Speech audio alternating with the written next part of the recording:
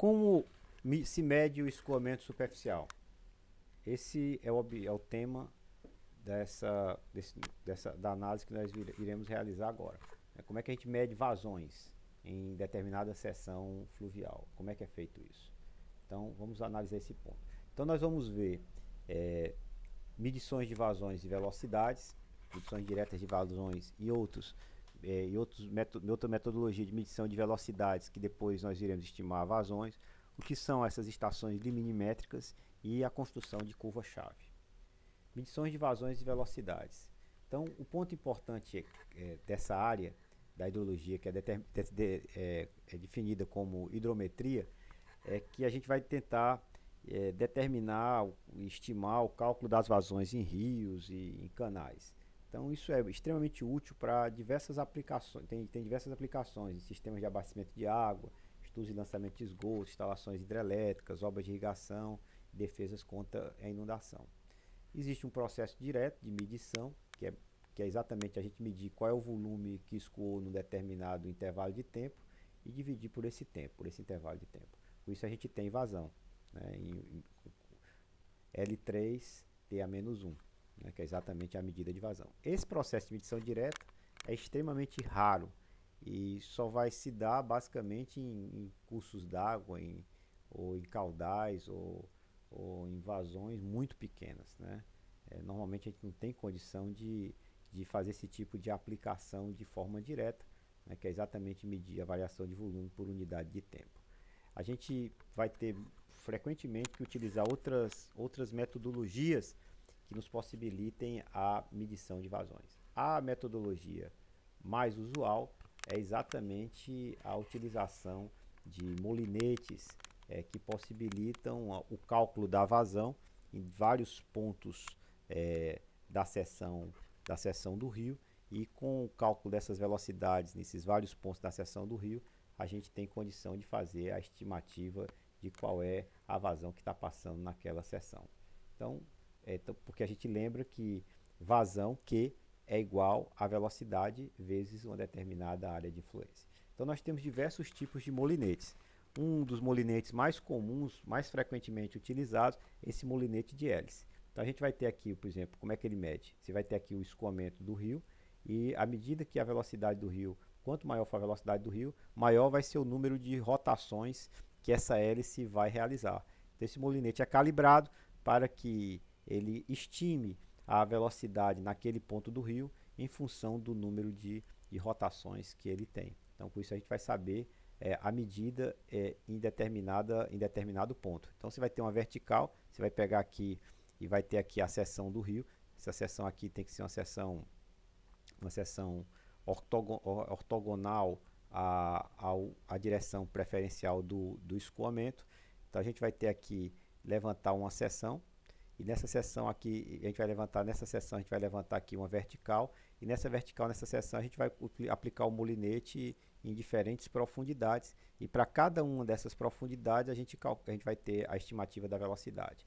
Então, com essas velocidades aqui nessa vertical, a gente pode calcular qual é a velocidade média do escoamento nessa seção. Essa velocidade média do escoamento na seção vezes essa área vai ser a estimativa de qual é a vazão que está passando aqui nessa seção. Repetimos essa operação para cada uma das seções, né, levantando verticais em cada uma delas, e com isso, depois tendo a vazão estimada para cada uma dessas seções, somamos a vazão de todas as seções, e com isso a gente tem a vazão total que está passando no rio.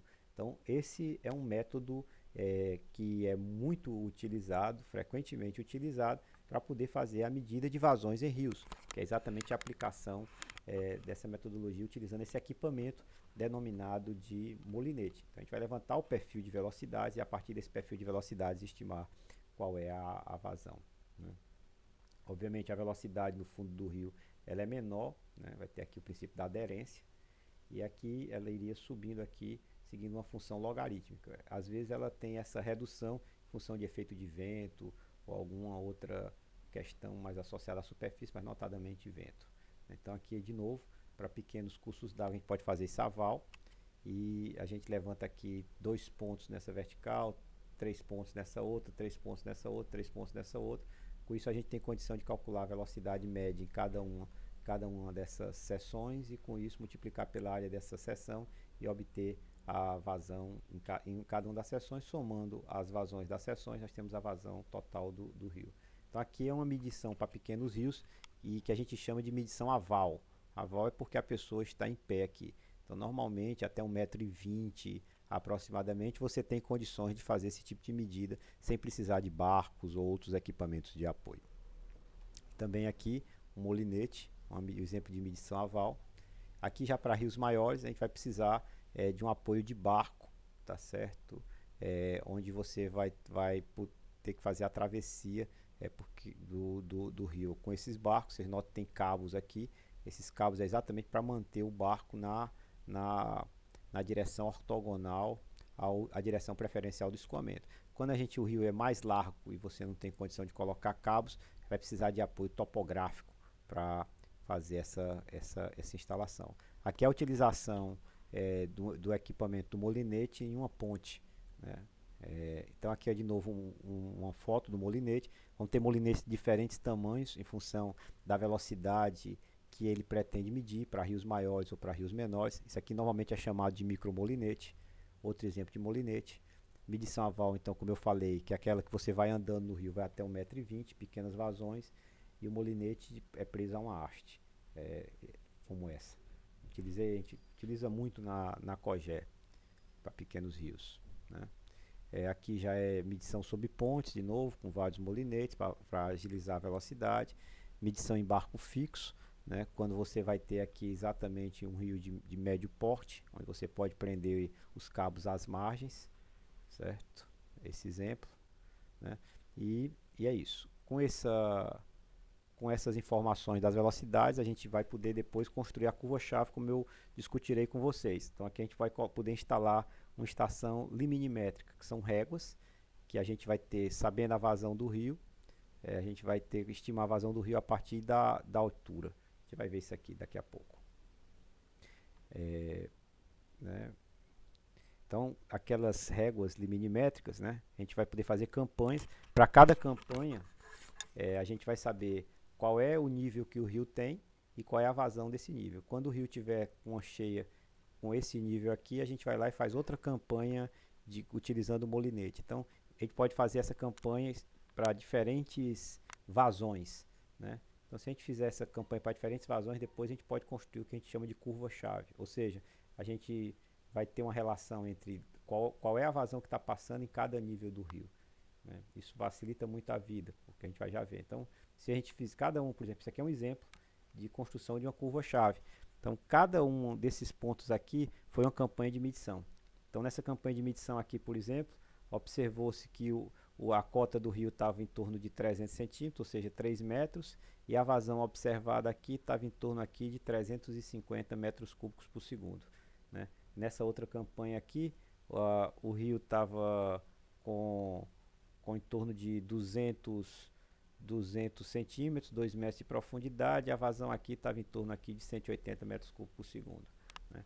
Então, cada ponto desse corresponde a uma campanha de medição. Então, observe, se eu tiver um conjunto de campanhas de medição como essas aqui, eu posso agora não precisar fazer todo aquele trabalho com barco, molinete lá. Se eu tiver aquela medida, qual é o nível que vai estar a régua, qual é o nível que vai estar o rio, né, qual é o nível da régua num determinado dia, eu posso aqui dizer, olha, se o rio está aqui com esse nível aqui de 250, então eu estou com a expectativa então de que a vazão esteja aqui em torno aqui de 250 metros cúbicos por segundo, né? Então a gente vai ter aqui condições de fazer esse tipo de operação.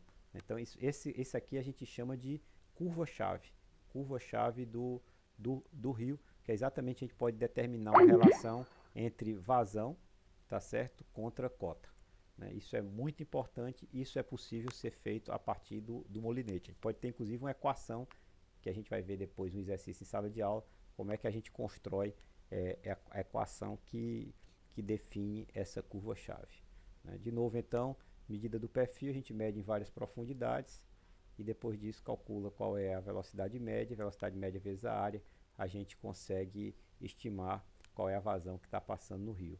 Então, dependendo da profundidade do rio, eu levanto um número de verticais diferentes, como está sendo expresso nessa tabela aqui, certo?